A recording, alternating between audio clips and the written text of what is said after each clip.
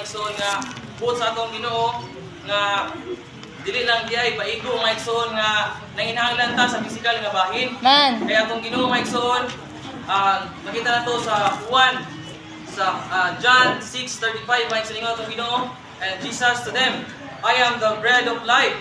He who comes to me shall by no means hunger, and who lives into me shall by no means even thirst. So makita nato mga igsoon nga ningon nato Ginoo nga siya ang tinapay sa kinabuhi.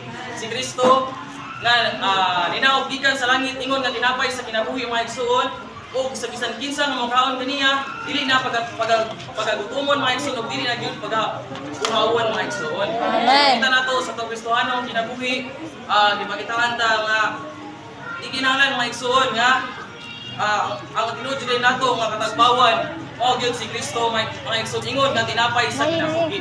So giunsa man niya pagkaimong tinapay sa kinabuhi? Makita nato mga igsoon nga si Kristo nasayod ta sa atong Dios, nagpakatao sulod sa 33 nga tuig. Dayon sa gitakdang panahon gilansang siya sa krus, dayon gilubong o wala na siya mabilis sa lubnganan o kahimong espiritong tagatag sa kinabuhi mga igsoon. Amen. Sa pagkahimo niyang espiritong tagatag sa kinabuhi, ipaambit niya ang iyang kagalingon ingon nga tinapay sa kinabuhi kanha sa iyang mga katawan mga igsoon. So pasabot nga si Kristo diay ang tinapay sa kinabuhi nga gisgutan mga igsoon diri sa Juan 6:35 mga igsoon.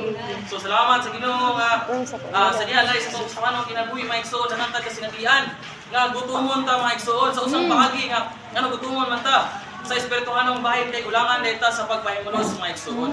Apan dili lang ta matandog na mga igsoon di ang kinahanglan di ay bisan sa itong kakulangon, dili lang ta matagad niya na. Kaya ang ingon diri mga igsoon, kinahanglan ta nga mukaon sa ni Kristo ingon nga tinapay sa kinabuhi. Pinaagi diay mga igsoon sa atong pagpahimulos.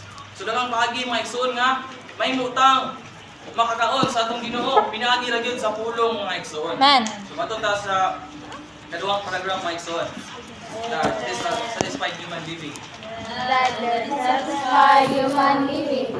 In this passage, John recorded that there was a great multitude surrounding the seashore seeking the Lord. The sea is where demons live. It signifies the world corrupted by Satan. The seashore represents the place where fallen mankind lives. Man's sinful way of